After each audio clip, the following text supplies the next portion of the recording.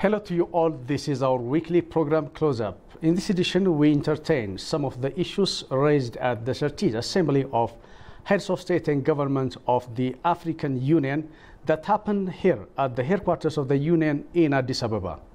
The session went under the theme, Winning the Fight Against Corruption for Sustainable Path of Africa's Transformation. To highlight on some of the issues, here with me is Abraham Asrat. As you know it very well, the session went under the theme, Winning the Fight Against Corruption for Sustainable Path of Africa's Transformation. Particularly on corruption. What's your take from the summit? All right. Thank you, Daniel. Leaders from the continent Africa decided to give corruption a thought. This is the right time to give it a thought because it's a scourge. It's an enemy for the people in the continent because Africa could have developed more. We have a resource. We have everything we need at our disposal, but we have not used any of that resource for our benefit because mainly of corruption. There is a scourge. This scourge is on different arenas. For example, if you see the peace and security problem in the continent, if you see the breach of the rule of law in the continent, everything comes into corruption, the problem of corruption. People, most of the time, may not have a trust in the legal systems of their countries. Mm-hmm. When they don't have that trust, it all goes back to the problem of corruption. When they lose trust, it's because people think, that they don't get what they deserve because of corruption. So this is the right time to mention the issue, the topic. Yeah, people understand it, what is going on in Africa. The figure from the International Monetary Fund, roughly it estimated Africa loses 150 billion USD per annum. This means this is the biggest figure compared to the GDP African countries get annually. Mm-hmm. This is almost the biggest figure among the GDP of African countries. Only 4 or 5 countries are beyond this figure. So if you take, for instance, the GDP of Ethiopia, it's around 70 billion It's around 70 billion USD. Mm-hmm. Imagine having this country having this outstanding track record of economic performance in the East Africa. Oh. It gets only half of the money that corruption takes from Africa. So if you see, many of African countries are getting less amount of money compared to the 150 billion USD corruption tax. It's equal to, this 150 billion USD is equal to the combined GDP of around 25 African countries. Take Chad, Senegal, Gambia, Botswana, Congo, Rwanda, and some other African countries. They are getting less than 15 billion USD per annum. To your surprise, some African countries are getting below 3 billion USD per annum. For instance, we can mention Liberia, Burundi, Comoros, the Seychelles, Gambia, Central African Republic, and some other African countries are getting below 3 billion USD per annum. So what does this figure mean? This figure tells a lot.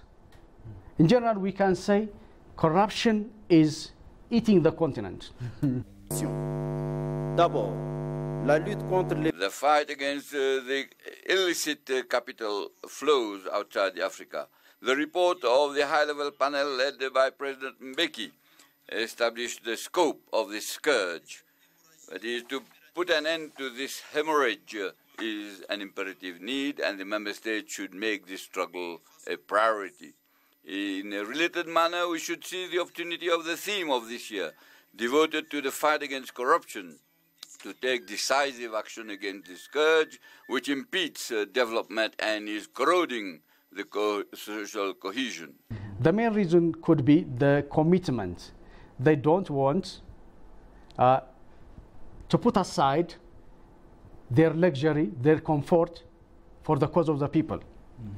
So that could be the main reason. That 150 billion USD means a lot. It gives us the reason why many of African leaders grip on power. Unfortunately, at this time in point, figures tells you that almost 80% of the people of Africa are getting below $2 a day.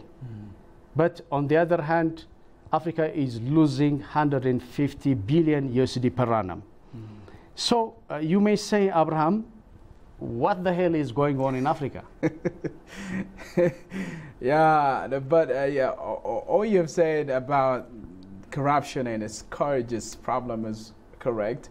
And I definitely believe this is the right time.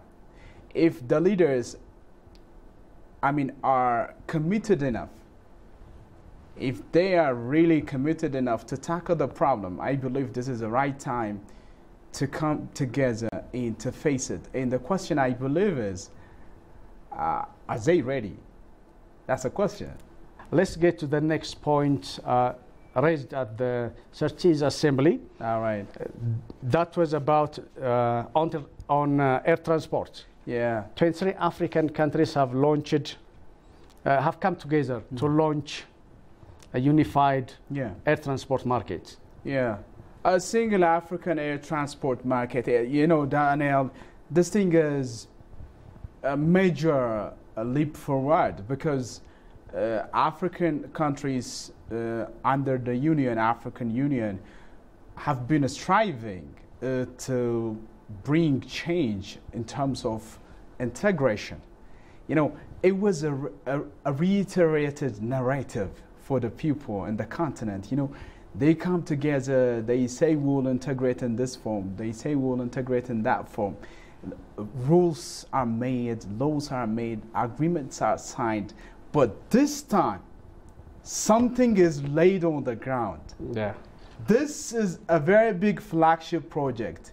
We can see it in terms of job opportunities that it can create, or we can see it in terms of the real integration that it can give the countries in the continent. For example, you have rightly said 23 countries are committed to this new single African air transport market. What it means is actually people in the continent can move freely. Goods in the continent can move freely. You know, before this time, before 2018, before the launching of this market, African sky was open for foreigners, Europeans. But now it means the sky of the continent, African sky, will be free for Africans as well. Predominantly for Africans, rather. So what it means is a lot for the continent. And the other thing is we talk about Agenda 2063. Whenever we say something about African Union, we say Agenda 2063 this, Agenda 2063 that. But this time, we have something to back that thing. We have something to back the resolve of the decision of the intent of Agenda 2063, because this is one of the major flagship projects from Agenda 2063. Now it is to be implemented.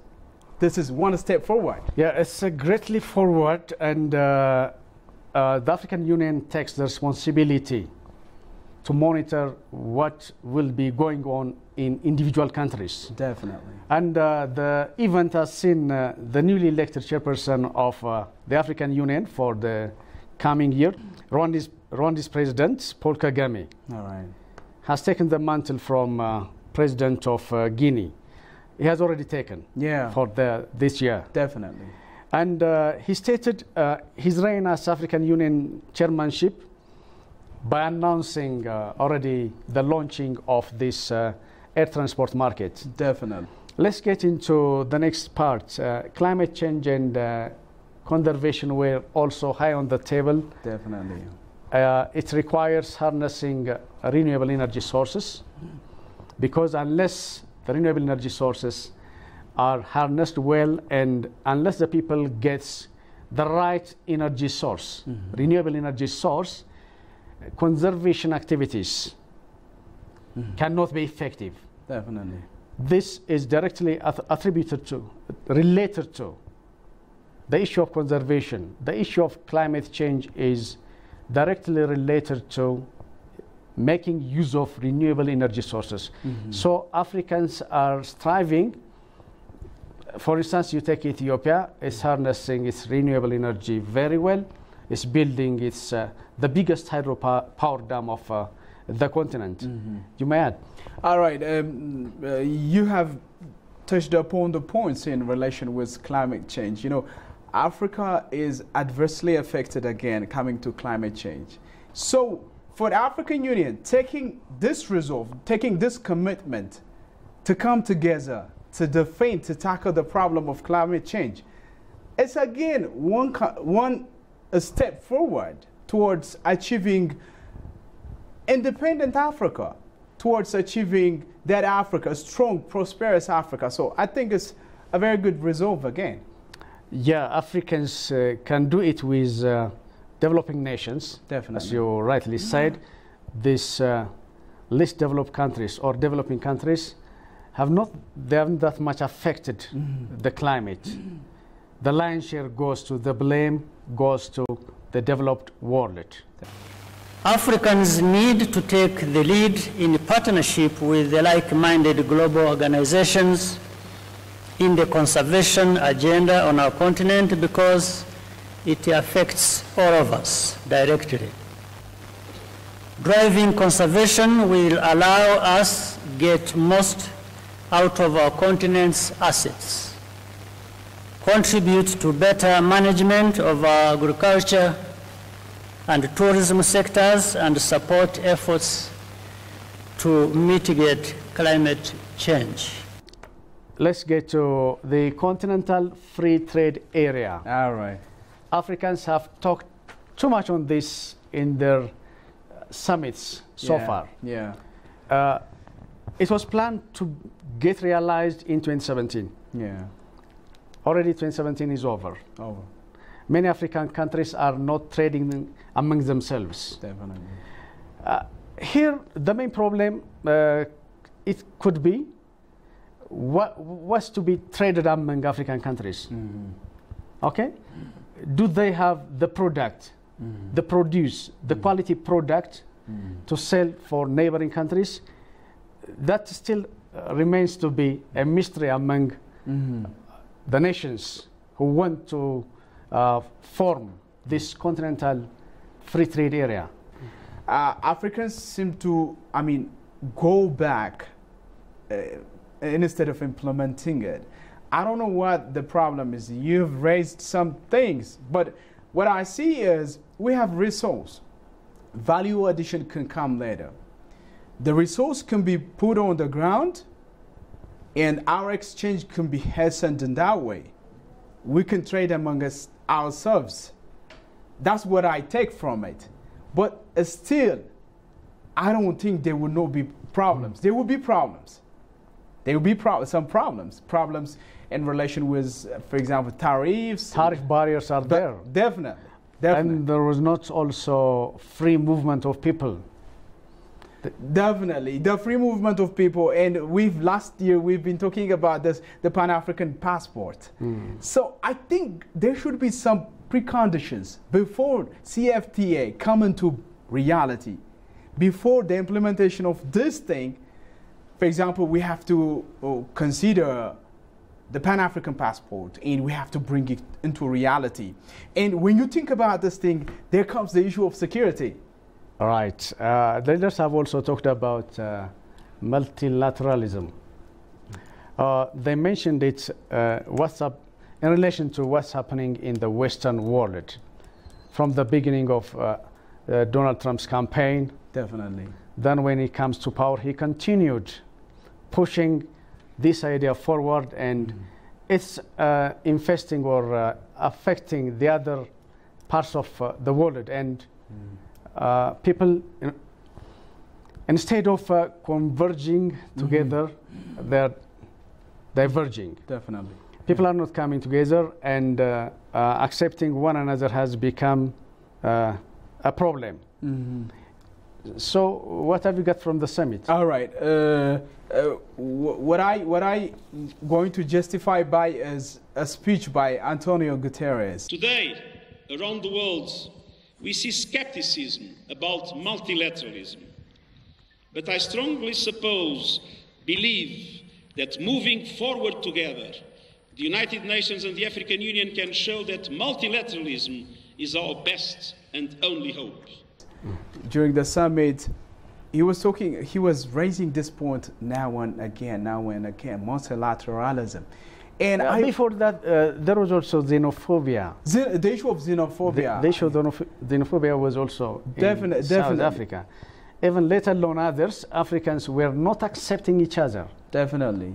Definitely.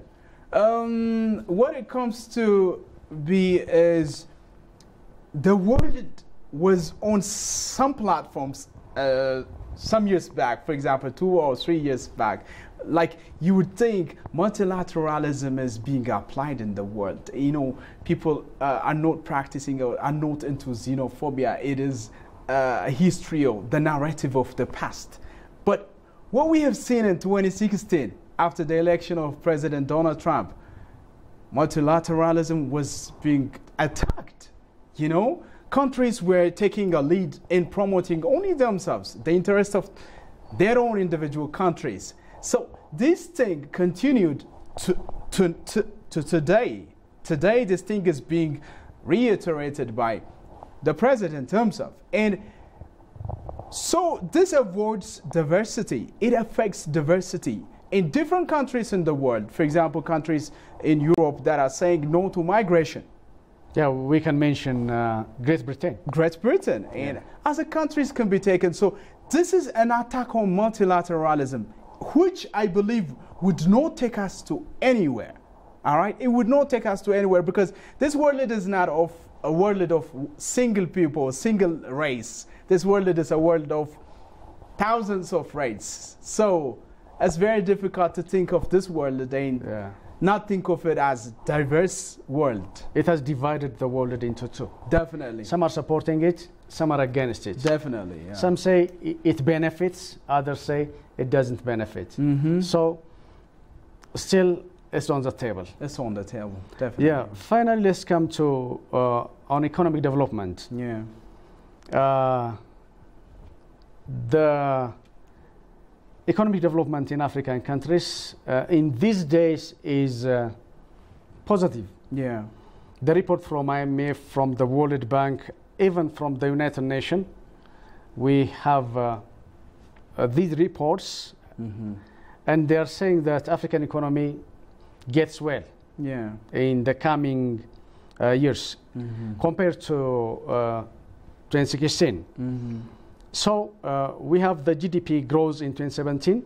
It's expected at 3%, up from 2.2 in 2016, and projected to expand to 3.7 in 2018. And particularly, the East African economy is expected to grow by 5.8% this year in 2018. Ethiopian economy is exceptional. It's forecasted to grow above 7% by the United Nations. So in general, we can say having all the adversities happening in the continent, the people is striving. The people of Africa are striving for the sake of their survival, even for a better life. Most of the countries are aspiring to join middle-income nations. We can mention Ethiopia among those who want to join middle-income nations, even to join the higher level.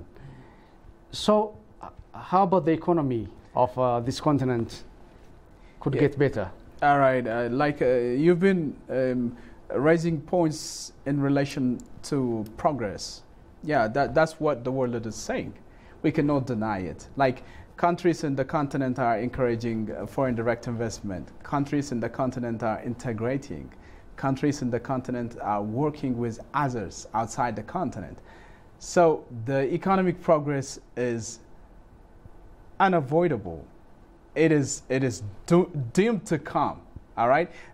You have mentioned that what is happening in Ethiopia. Yeah, it's happening in here because the country is doing a lot. The country is doing a lot. Earlier, you've been talking about changes happening. Africa is not the Africa that we used to know, we used to hear about, we used to study in the schools. The Africa of poverty, the Africa of hunger, the Africa of successive famine. All right. Now things are getting changed. So the economic progress has an impact on that. Has some kind of a push factor for that, for our, confidence, for our, showing a right face. Yeah. Currently, we are hearing the Africa rising narrative on the one hand, but on the other hand, there is a dooming scenario of the continent on the other hand. Yeah. Which one outweighs? I believe we have both, but the positive narrative is, for us, the greatest, because you see development everywhere. Though that is a peril, though that is some kind of bellicose for the continent, we have both. But we should work on the other one, the languishing people in Libya and in other parts of the continent because of migration problems. We have both. If problems tackled well, and particularly if Africans get the upper hand over corruption, the Africa rising narrative will shine. Definitely. No question. Well, dear viewers, that wraps up the program in this edition. Many thanks for joining us. See you next time with yet another edition of the program. Bye-bye.